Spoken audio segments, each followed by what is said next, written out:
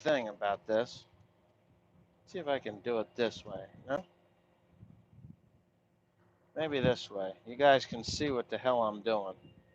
Kind of, sort of. All right, let me know when somebody's there. I'm mowing hay. It is, you probably can't see, but we got cloudy skies. It's miserably wet. Rain again. Didn't get anything like what they got out in the center and southeastern Pennsylvania. I did not get that. But we did get a little bit of rain, maybe a couple of tenths. But what I want to talk about today is modern agriculture and how, and I'm not anti technology and I'm not anti feeding people. And I'm not going to be reading any comments at the moment, but I just want to talk about it because modern agriculture helps in some areas and hurts in other areas. So, in the areas that it helps is in food production. Okay. In my business, the modern agriculture part is not in, well, I can't say it's not in what I do. It is in what I do. I mean, higher technology balers, faster tractors, more horsepower, less fuel consumption. That all plays into it. It also plays into what is not good about modern technology and agriculture, like the electronics and machines like this one. I mean, I've got a computer screen on this one that if you touch the goddamn thing, you end up, and like right now, there it is. So if you touch a computer screen, it takes you half an hour to figure out where in the hell you started and ended at. Um, but okay, so in my business, modern technology, precision fertilizer placement, very important to get this crop going. Uh, and of course, herbicide technologies that will allow me to apply a herbicide that'll take out the broadleaf weeds and other woody material that has a tendency to come up in fields that are only cut once a year, like hemp dogbane is a big bastard of a weed in land that you only cut once a year. But hemp dogbane's a bad one. Blackberry bushes, and there haven't really been any advances in broadleaf weed herbicides in grass growing areas. So that's really where modern technology is lacking. They're going to be taking away our 2,4-D, and we will be dealing with strictly dicamba and some other, probably some other formulation of 2,4-D, some watered down 2,4-D. And I use a lot of 2,4-D if you didn't know. Now, um, oh, and this hay, believe it or not, I put down 300 units of potash on this field because it had been neglected forever. I mean, forever. For the last 30 years, I made hay on this farm probably 15 years ago, and it was piss poor then. I I just took the grass off because the guy that was farming it couldn't get to it.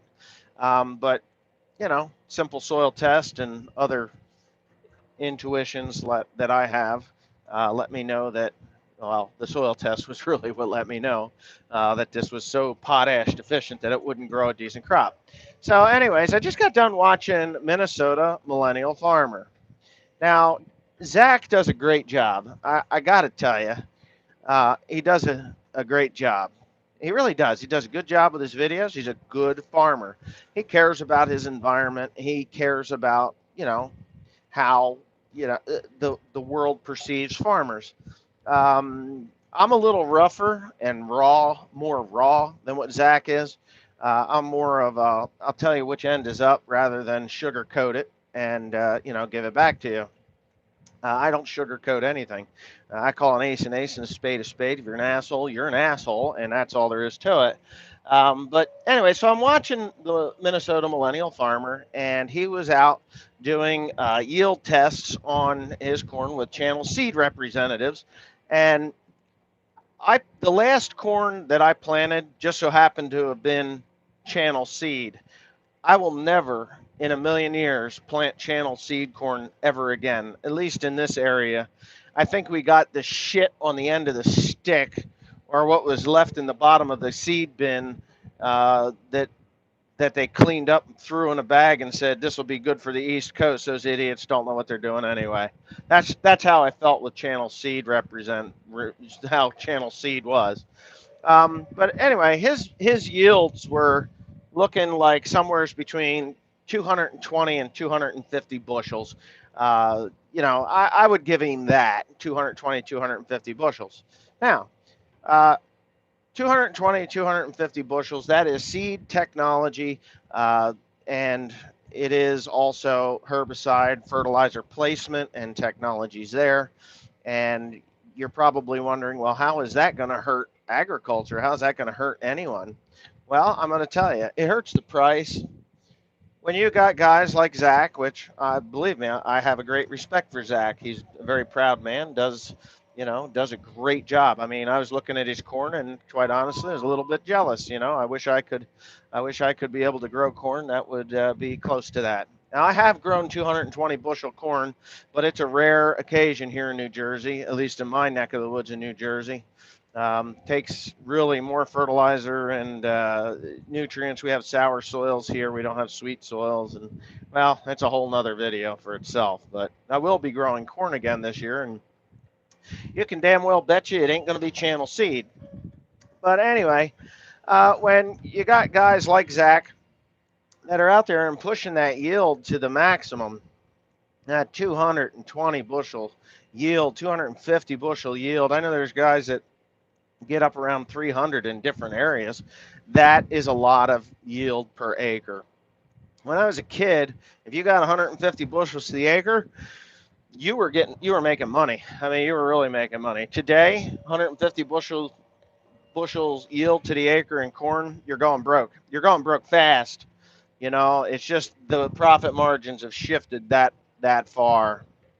So I've been criticized about going back into corn production because of my views on the grain markets, that farmers are pushing their ground to the point that they are cutting their own throats with high yields. It's simple supply and demand. It's no different than combine manufacturers. If John Deere has more combines than, say, AGCO does, and AGCO runs out, the supply dictates that there's going to be a lot more John Deere combines sold than there are AGCO combines because AGCO just didn't produce it. So anyway, with that being said, these high yields and the technology that goes into producing the high yields, it's a staggering number. I mean, I look at the technology that Zach uses, and this was stuff that was coming to pass or coming to be when I was young. I mean, when I was young, it was like, oh yeah, there's going to come a day where you can take your computer in your field, and it will control the amount of N, P, and K that goes in the row as you go across the field because there's a satellite, and you're going to be able to map this. And this is no joke. This was back in the 80s when they were talking about this stuff. I mean, Josh was still wet behind the ears at that point, and I was too. I mean, I'm 46 years old. I think Josh is in his early 30s. But again, you look at the technologies, and you could take a field like this. It's 50 acres, and I could go out and I can plant this entire field just like I did when I was a young man, and treat it all the same way. Put a ton and a half of lime to the acre this year, and go ahead and put 250 pounds of 12, 24, 24 down, and then a 3-9-12 starter fertilizer. Throw in 3-9-12 starter fertilizer, and go for broke. And what it is. Whereas the technology of today is they would map this entire field, and you're, like I was talking about earlier, that your machines are set up to add and subtract and to level the fields out, basically, to equalize them. So if everybody in the United States went ahead and planted a crop of corn like we did back in the 1980s, 70s, 80s, and 90s, you had a 175 bushel average over this field. But with modern technology, which helps the farmer produce the maximum yield off of this particular field, we may not be uh, making the overall field, you know, produce better. I mean, there's areas of this field that will produce 120 bushels of corn by itself with no different treatment than that 250 pounds of 12, 24, 24, the 3912, and then the nitrogen top dress or side dress, depending on where in the country you are as to what you call it. It will do that naturally, but there's also areas of the field that will only produce, say, 125 bushels with that treatment. So the technology has gotten to the point where we could take the areas that only produce 125 bushels and boost them to, say, 175 bushels, and the areas that'll produce 220 bushels, you can boost those up to 250 bushels pretty easy. And of course, that brings up your yield average to somewhere around 200 to 200, yeah, to 210, 220 bushels. So that's what technology does to help a farmer achieve this high yield. The problem with the high yield is obviously with that high yield comes lower pricing, and that's where technology is kind of fucking us all in the ass. Uh, there are also very, very good uh, parts about the technology, like this machine I'm in right now. I can buy the GPS unit, put it on this particular machine, take my hands off, and sit back and relax while it goes down the row and cuts my field of hay for me. Of course, I have to pick it up at the end and make my turn, which happens quite often. So that'll help. That'll help in fatigue and make my body last longer, because fatigue is hell on your heart. Gives you high blood pressure and stuff and shit you don't really want to have. But those are my thoughts on technologies and agriculture. How it's a double-edged sword, and it's so blatantly obvious that it's a double-edged sword. I mean, it's expensive. I mean, Zach, I don't know how many iPads he's got. I don't even have an iPad. I had one years ago. A girlfriend I had one, and it was hers, and I would use it to play Plants vs. Zombies because I just never cared to do anything like what the Minnesota millennial farmer is doing with his. And I mean, I guess I'm a fool. There's my camera actually over there in the corner. I'm going to have to go get that before I forget it. And I have been known to forget my camera from time to time. Uh, but yeah, when I plant corn this year, it's going to be a little bit different for me this year than it has been in past.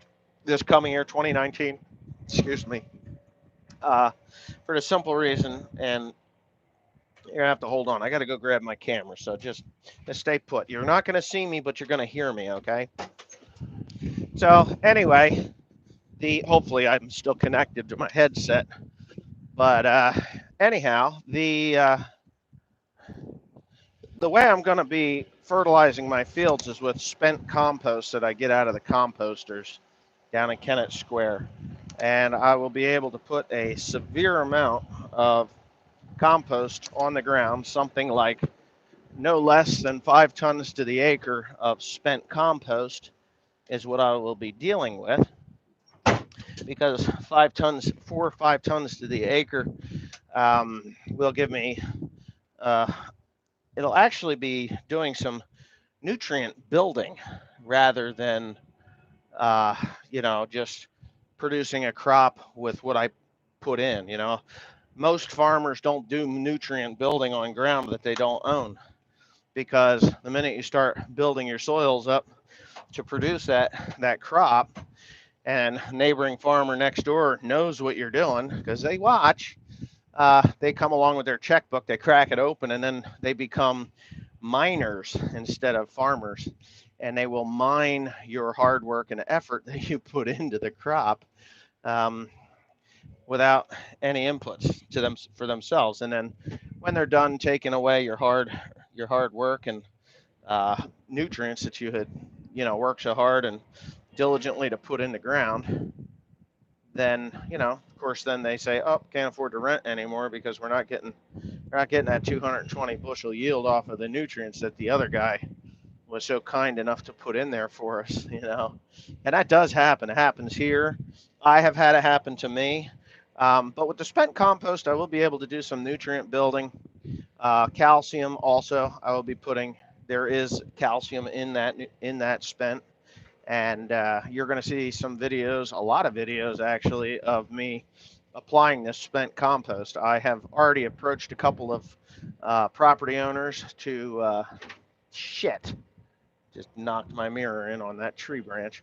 I've already approached a couple of property owners on renting their ground. It's decent ground, able to pay some decent rent because the fertilizer will be cheap.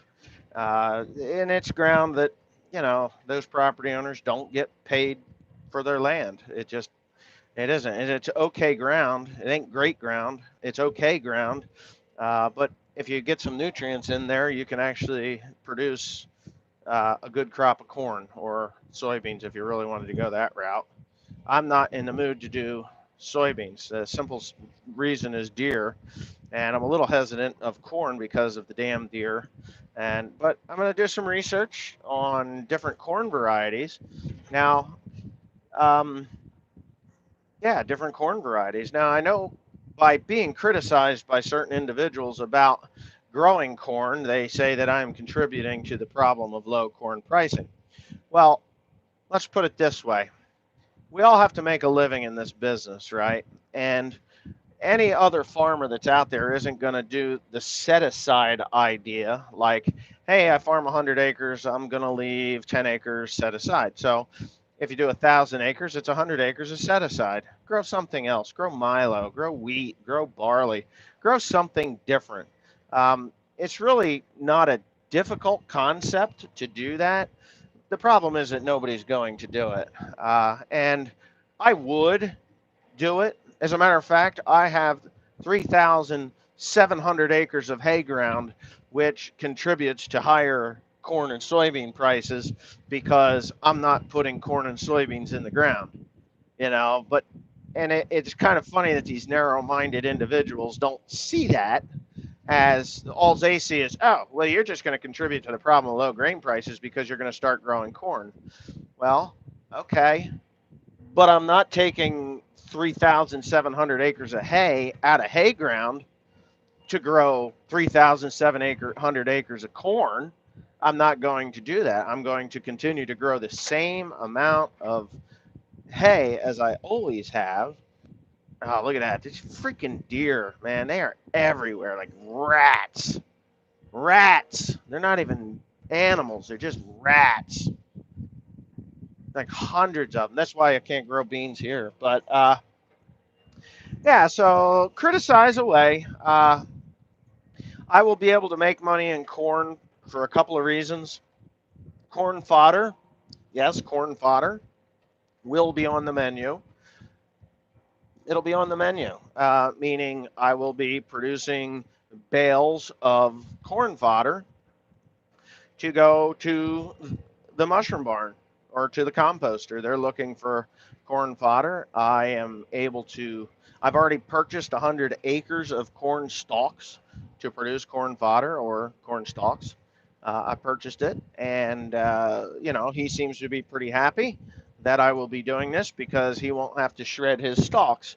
If you're a non-farmer or even a farmer that doesn't, or a young farmer that doesn't understand this, when you have corn stalks, for every ton of corn stalks, you have to put like, I think it's 20 units of nitrogen down to get them to break down properly. So a lot of guys, they just want them off of there. They'll chew them up or they'll get them in the ground and they'll apply nitrogen to the field to aid in the decay of the corn stalks, so they're not a problem of residue, too much residue, and that is a problem in some areas of the country. Too much residue on the ground. So what I'll be doing is I'm going to grow the corn. I am going to be using spent compost from the mushroom barns to fertilize the corn. I will also be purchasing gypsum. Yes, gypsum at $30 a ton. and I will be putting about 500 pounds to the acre of gypsum. That's all I need because the remainder of that will be in the spent compost. I have the analysis of it now, and I will only have to put down nitrogen, literally just nitrogen. And I'm thinking of, either because I will be plowing and chisel plowing. I will not be doing no-till with this program. I cannot do no-till with the program. The reason I can't do no-till with the program is because the spent compost has to get into the soil. So that's how it's going to work. It will add organic matter to the ground through the spent compost. The corn stalks will come off, and I will be reapplying the spent compost to the soil again after that. So yes, that's how it's going to work. Per ton, I'm not at liberty to talk about what corn stalks or corn fodder is worth per ton. I know what I will be paid for it. It's just, you know, it just adds to the bottom line. So, am I going to be hurting other farmers by growing more corn? Probably not. Anything that we do here on the East Coast is like, Timmy Cornpicker, what's he saying? Hold on. Manure application is regulated, compost is not yet. That is correct. There is no regulation for spent compost because it qualifies as dirt. It's dirt. It's soil. It is. It's an organic matter. It doesn't come from a chicken's ass, a cow's ass, a horse's ass, or even a human being's ass. It comes from, from the earth. It is hay, straw, uh, corn fodder, corn cobs, and poultry litter. There's a little poultry litter, but once it's composted, that is decayed out. It no longer qualifies as any kind of a manure. Yeah, I will be spreading somewheres around, I don't know, 5,000 tons or more if I can get my hands on it. Yeah, 5 to 10, 15,000 tons if I can get my hands on it. It'll go on my hay crop. It'll go on the corn crop. And hopefully, in the end, which I'm pretty sure in the end, it's going to cut my fertilizer bill down. My fertilizer bill is somewhere around a little over 200,000 to grow this crop. 200,000 US dollars. That's what I got in fertilizer this year, a little over. So if I can get rid of that $200,000 nut, and knock it down to say 100,000 or even 50,000 by putting on that spent, I'll be a happy camper. That's all. I'll just be a happy camper. Doesn't have to be a whole shit ton of stuff. It just has to, a couple, 3 tons to the acre grow a crop of hay. It really will. As a matter of fact, it definitely will. 2 to 3 tons to the acre will grow a crop of hay. It has all the nutrients, calcium, and everything to grow a crop of hay. They told me down there that if I put any more than 4 tons to the acre on, I'll never get the hay to dry, which I thought was kind of funny. I mean, that doesn't bother me. If it doesn't dry, big deal. I just ted it out a couple more times. That's just my thoughts on it. All right, what's Timmy Cornpicker doing here? Federal mandate up to the states for implement some of the stricter than others. Yeah, well, on manure. I mean, we used to use human waste, and we had all the permits and stuff for human waste back in the 90s and early 2000s until Kraus is up the road here. They fucked it up big time, and they were the ones that fucked it up. Kind of sucks, too. I mean, geez, I think it was 2013 or, yeah, no, it was 2015 was the last I got that stuff. I wish I'd have got more. I wish I was able to get, 10,000 tons of that stuff because I'd have made money on that. But what are you gonna do? I was only able to get 100 tons, which is 5 loads.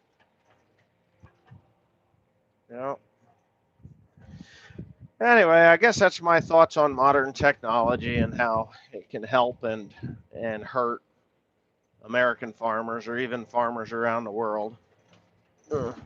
technologies in seed technology is what I think back in the 90s and 2000s, early 2000s, was really a big problem because of the Roundup Ready gene that was in there. And, it was just the European Union and Japan. They didn't want nothing to do with it. So China doesn't give a shit what they feed their people, but I guess maybe the Europeans are finally coming down to realize that without the genetically modified or genetically, well, it's all contaminated now anyway. I guarantee you that they've opened Pandora's box, and Pandora's been out wreaking havoc in the environment, and every soybean or corn plant that's out there has some modified gene or another in it, which, to me, I guess I don't care. It's too late to turn back. There was a type of, I think it was corn, Starlink. Starlink was released in certain states and then recalled. Something in, I don't even know whether it was California. The state of California fucks shit up all the time. But the state of California I know I had alfalfa that I was going to plant, and it was Roundup Ready alfalfa. And they asked me if I had planted it already. And I said, well, no, not yet. And they're like, well, we got to come get it. And I was like, oh, okay. So what's the problem? He says, oh, yeah, some judge in California deemed Roundup Ready alfalfa to be bad for the environment. And probably some guy that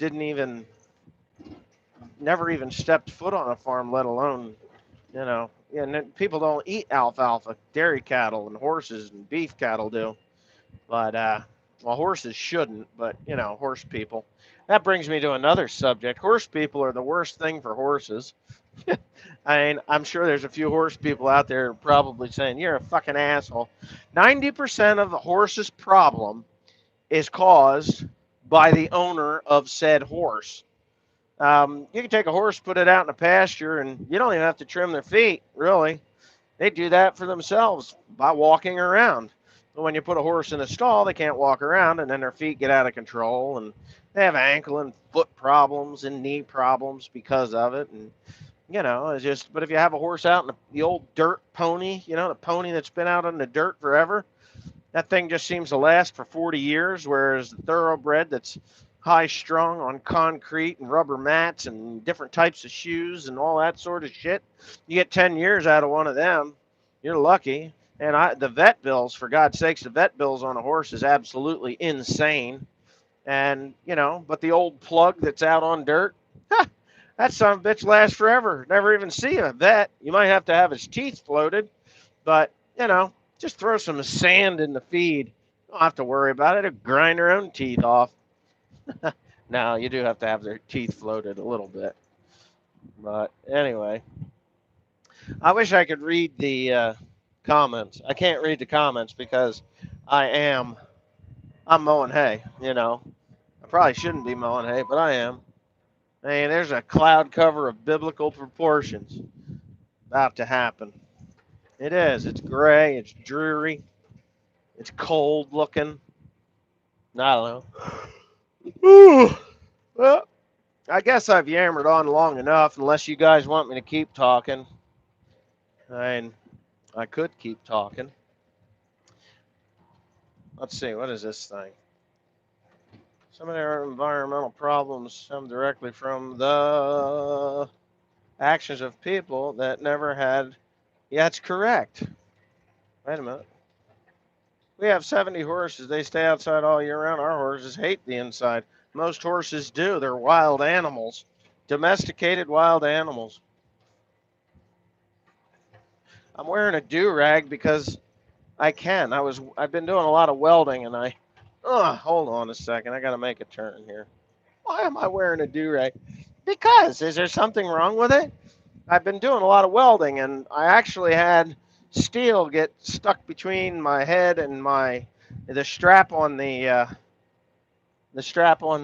welding helmet. So I decided I'd put this thing on, and it's really good for soaking up sweat. So, you know, because I don't have hair anymore. I shave it off. I could grow hair, but nobody'd recognize me at this point in my life. It'd be gray hair, you know. I mean, look at this. But anyways, I could grow hair, but I don't. So the I just put the do-rag on to soak up the sweat. I got a couple of them, and I guess sometimes I take it off before I do any filming. But that's the reason why. Sweat and welding. Oh my God, this field. This field used to be a lot bigger, but the owners put a deer fence through it, and I want them to push it out with a bulldozer, but they won't. I'd really love to see them push it out with a bulldozer. That would just make me so happy. It would make that 50-acre field a 70-acre field. It would make this little 6-acre field into, what do we got? 1, 2, 3 paddocks over there. So in those 3 paddocks, this is probably a 6-acre field. That's another 7, 8, 9, 10. This would be about 15-acre field if they would do that. Oh God. And they plowed it, and then they plowed it with an old 5-bottom Minneapolis Moline plow and a 10-foot disc harrow, and that just doesn't level anything. So it's rough. Yeah, I just picked this ground up. When I was younger, well, I guess they're building a house there too. When I was younger, my mom and dad grew soybeans on this farm, and yeah, that was before they put the deer fence in. But that's been a few years ago. I bit my lip earlier today. So anyway, if I do this, right, I got this freaking hemp dogbane. I mean, I'm fortunate enough that I've got enough ground that hemp dogbane isn't really going to make much of a difference. And I think Joseph is done up there at that. Wait a minute, what's this thing say? It says, how's the baby doing? Oh, it's doing great. William is doing just fine. It's a never-ending war with dogbane. Haven't forgot to come up with yet. There is no. The only way to get rid of hemp dogbane is to mow it multiple times in a summer, and then in the fall hit it with Banville. That will get it. You have to make it really weak before you hit it with the Banville. So I've gotten rid of it. Like this farm here, I will be mowing this again in a month or so. I'm going to put fertilizer down on it again. I'm going to put I guess I'm just going to throw nitrogen down, and that'll get the dogbane growing again. And then I'm going to mow it off, and then give it a week or two to come back on, and I'm going to hit it with Banville. When I hit it with Banville, that should kill it. I mean, it really should. Now, whether it does or not is yet to be seen, but it should. So that's just how you get rid of hemp dogbane. Now, you could rotate into corn, and you can get rid of hemp dogbane pretty easy in corn. I know that we never had hemp dogbane until I started picking up ground that was never corn, had been hay for many years by other farmers that retired or quit or got thrown off. Dumbfuck Chuck is one of them, and he's a dogbane master. As a matter of fact, down in Locktown, he had so much dogbane when I got there, I ended up with Banville 2,4-D. I had to use Cimarron. That was the stuff. Cimarron. Wait a minute, what was that? Cows. Cows will take care of it. I don't know. Sudan grass would choke it out too, but then what do you do with that? No cows. Right. Sudex was always good for that, but I don't know. Corn. I'm not going to put corn in these fields unless we can fence them out. You know, I mean, there is gates here, but this is kind of droughty ground, and I don't really want to be putting corn back here anyway. It's not good ground. Droughty, clay, shale ground. This is, I guess if I put enough compost or spent on here, I'd probably be able to, put corn on here. But the root vigor would have to be unbelievable. Uh-oh, what was that one? What's this say? It says, does alfalfa make best hay? Well, it depends on what you're doing. It's a high protein hay. If you're milking cows or feeding beef cattle, I wouldn't recommend alfalfa to horses. I just won't. Their bodies are not designed to take that protein. I mean, they're just not. And that's why you have horses founder. They're just a horse only processes 2% of what it eats. My sister used to give her horses corn in the wintertime, but 2 feet deep, like your shell ridge. Well, this is over on Ridge Road, so I'm pretty sure you know the property. Uh, and yeah, it's it's neglected ground. Let's put it that way. Neglected, big time. It's fertilizer once every 10 years and only a dusting of it because you wouldn't want to spend too much money on it. So, and then when you get somebody like me that wants to actually grow a crop on here, it takes a lot of fertilizer to get it back in business. I mean, there's moss growing on this shit, for Christ's sakes. It's that bad. Oh, what's that? Rid of horses. How did you? Oh, no, I still have the horses. Saskatchewan. There you go. Well, I wish I had a better way of putting you guys up there. I could read. Oops. Yeah, my little doodad wasn't on. That's it froze here in South Saskatchewan 3 days ago. Holy shit. Well, you can keep that weather. We don't need that. You can have it. I'm sure Northern Farmer, he's probably in the same boat. Alberta. Saskatoon. The last time that got sprayed was when Sonny farmed it, and he died in '91. Uh, yeah, you're probably right. Did Sonny actually farm this ground? Because I know that Martin did. Martin did for years, and Tony did too, but he had Brome and Timothy up here. But I didn't know anything about Sonny being up here. Yeah, and they beaned it to death. That was a problem when they started putting soybeans on here. They just beaned it to death. It was soybeans. Well, Sonny did that too for 30 fucking years. 30 years soybeans, year after year after year, and never anything else. And I don't know if Sonny ever did this one. I don't know. I think it was Martin, to be honest with you.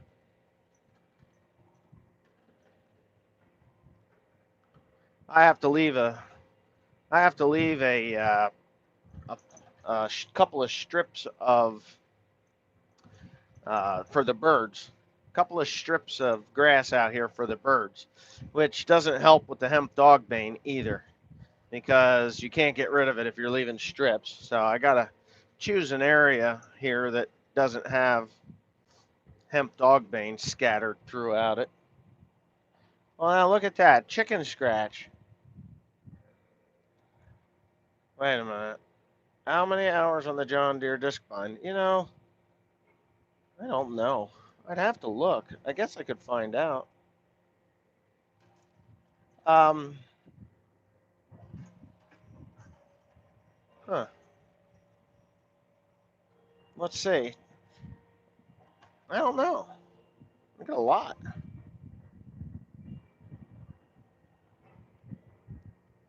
Huh. I'd have to look, and I don't know if I can right now. Well, wait a minute. 831. That's it. 831 hours. That's all.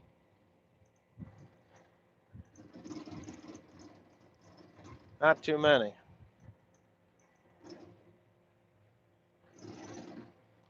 I don't have crusher rolls in this disc mower. This one actually has flails. What it does is it breaks the stem of the material that you're cutting, whether it be alfalfa, clover, timothy, orchard grass, smooth brome, anything that you're cutting, it actually fractures the stem of the crop that you're cutting, and that is a surface where moisture can get out and it will dry more thoroughly or more evenly. Now, if you're doing really leafy material, like leafy grass, you're better off with the flail. And what the flail does, it kinks it, but it also rubs the wax off of the blade of grass, the blade of grass. So, and that allows it to dry out faster. Another thing I'd like to say about this ground, Michael, and this is to Timmy Cornpicker, Michael plowed about 30 acres up here about 5 years ago, never leveled it out, never disked it down, never worked it down, and it now has autumn olive bushes and rose bushes, multiflora rose bushes, hemp dogbane, obviously, and other blackberry bushes growing in it. And I have to come back in here probably tomorrow with a brush hog and brush hog it because it just needs to get brush hogged, so that I can get it sprayed with Roundup, and then I'll just run it down with my heavy disc and put Kentucky 31 in there. That's what I'm gonna do. So this is gonna be this. Oh, sorry about that. This is gonna be where I'm gonna put that strip for the birds. So what I'll do is I'll run a 6 to 10 foot wide, 6 to 8 foot wide strip across this whole entire field, and then I'll make 2 passes, and then I'll leave another strip 6 to 8 feet wide across the entire field, so that when they walk through with their dogs and they'll have the birds in the field, they'll put them loose in the grass because let's face it, they stock the birds here. And I'm gonna try and hunt with these guys this year because I think it's cool. I haven't been bird hunting in 30 years. I was a kid, and so that's what. Hold on, I gotta be smarter here. I'm telling you what I'm gonna do, and then I'm not gonna do it. So I'm gonna try and hunt with these guys just a little bit, just take an afternoon, and I'll buy some of the birds if that's what they're gonna do. And I don't know, I just want to do it. They got the dogs, I don't, and I haven't gone hunting in a long time, to be honest with you. But they'll stock the pheasants and the quail or whatever they're gonna put out here, and it'll be cool. Just be pretty cool. That's all. So I'm going to do this in every field so that they can, because it's their property, and that was one of the requirements that they had. They're like, yeah, you can come farm the property, but we would really like to have a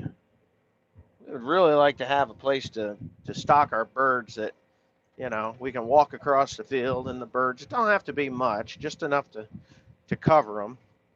And I would plant corn here. I really would. I mean, this ground isn't great for corn. You need moisture. I have grown 180 bushel corn on ground just down the hill from here, but it was damp. It was a good wet year. So I don't know. I might do it. I don't know. I just need to come up with about 2,000 tons of corn stalks. That's what I need. 2,000 tons of corn stalks. It shouldn't be too hard. It'd probably be pretty hard.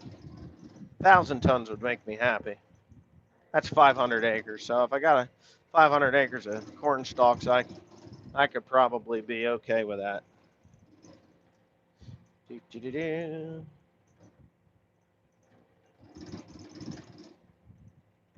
I'm hoping these guys are happy with what I'm doing. I mean, I've done this before in the past for other hunting clubs. You got to give them enough room so that they can walk and then get a bead on the bird as they get out across here.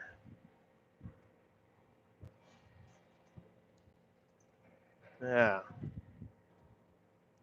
Anyway, I think I'm going to end this live stream. It's just been going on forever. Thanks for watching anyway. Don't forget to please comment, rate, and subscribe for more. And the regularly scheduled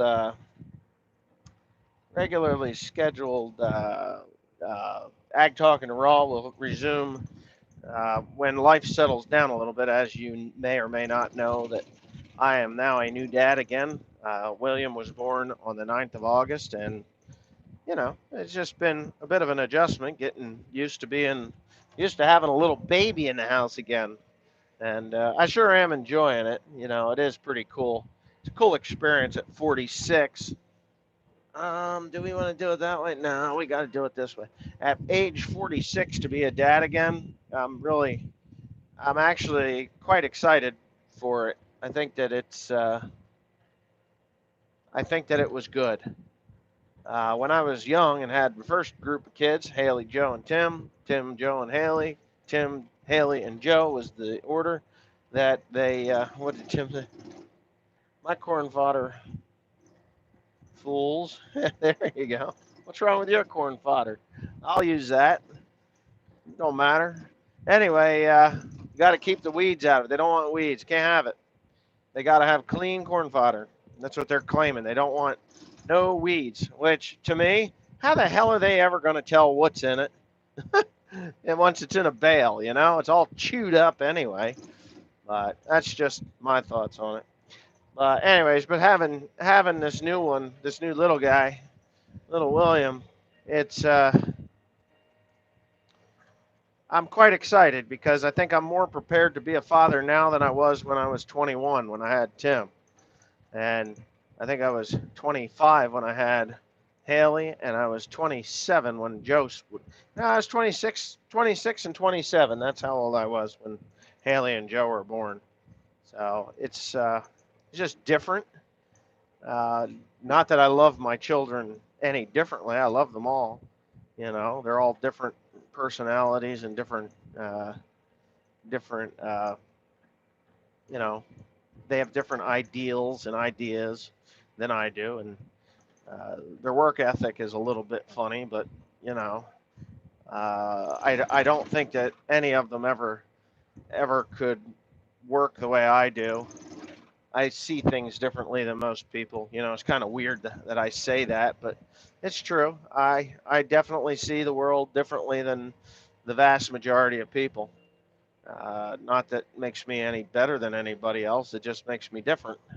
And you know, there's only a few people in this world that I can relate to that. And honestly, it's hard to find people that have that I have anything in common with. You know, if you're watching this, you're probably thinking, oh, this guy, you know, hey, it's really hard to find someone that I can actually, I don't hang out with anybody. It's not because I don't want to hang out with anybody, is that I just haven't found a person to hang out with friend wise. You know, I just don't have time for it, one. And number two, any friend that I ever had wanted more than they were willing to give. You know, I'm the type of person, a day's labor earns a day's wage. You know, and a friendship is the same way. You can't have a one-sided friendship. You know, like, hey, can you come help me? Blah blah blah, and then you go and you do it, and then, hey, can you help me? Blah blah blah, and then you go and you do it, and then when you say, hey, remember when I was helping you do blah, blah, blah, and blah, blah, blah? Well, I got 20 loads of hay that need to be unloaded in the next 2 days. Do you think you can come and help? Well, no, it's hot, and I got other things that I have to do, so I'm sorry. Well, I can't be friends with people like that. I mean, it's okay to have an acquaintance like that, you know, someone that you see and like to talk to from time to time. But when you have a person that just takes advantage of you at every point that they can, that's not a friendship. That's a I don't know, a slave. I guess. I mean, I'm yet to find a person that I would want to build an engine with, you know, or a person that I would want to just, I don't know, shoot the shit about tearing down tractors and things like that. They're just not close enough to me. I know that when I was in England and met up with George Saunders and John the Legend, and I really wish I'd hooked up with Lord Muck at the time, Kurt, because I think that I have a lot in common with Kurt, and I think that me and Kurt would have been, you know, we would have been the type of guys that would say, "Hey, Wes, I got a tractor I need to rebuild, and you think you could help me out?" Or, "Hey, Kurt, you think you could help me rebuild this tractor?" And he'd come to the shop, and I could trust the work that he did would be done correctly. I just don't have that kind of I just don't have that kind of faith in just anybody, just anybody. I mean, when I go to tear this IVT transmission apart in that John Deere 8530, yes, I am going to be doing the work. Me. Have I ever done it before? No. Am I qualified to do it? Well, I think so. Would a guy at a John Deere dealer think that I'm qualified to do it? Probably not. Because you know what? John Deere won't let the technicians tear into a IVT transmission here in the United States. So, I thought that was kind of funny. I mean, they can do services on them. The PIP whatever the hell that is, PIP kit that they were supposed to do to mine and never did, assholes. But the yeah, I just don't think I've found a person that I could trust, to say, hey, go ahead, you can work on it today while I'm doing this, or I'll be working on this part of the transmission while you do that. I've got an engine rebuild coming up. I think my 7410 has cracked a ring, and it's drinking oil. So I'm just pretty sure it cracked a ring. And if it has cracked a ring or broken a ring, then it needs an engine overhaul kit. Damn thing's got almost 16,000 hours on it. So I called up today for an engine overhaul, in-frame overhaul kit. And for $1,220, I get a Reliant kit, and I'll be rebuilding my 7410. I pulled the turbo off today, or the pipes off the turbo today. There's no oil leaking either way. It spins freely. I've always run synthetic or semi-synthetic oil in that engine, and it's kind of a shame, but I guess the piston has gone up and down so many times that something had to let loose. But that's just the way it is. So you're going to be seeing that. It should only take me about 3 days to do that job. Pull the loader off, drop the pan. I think I'm pretty sure I have to take the front axle down to get that pan out. There's something with that pan. And then I'll pull the liners and pull the pistons up from the bottom, pull the liners, change valve guides, valve seals, and go for another 100,000 hours. Hopefully it lasts. I think it will. I think we'll be just fine. Just fine. Anyway, I'm going to end it. So have a nice day. Thanks for watching.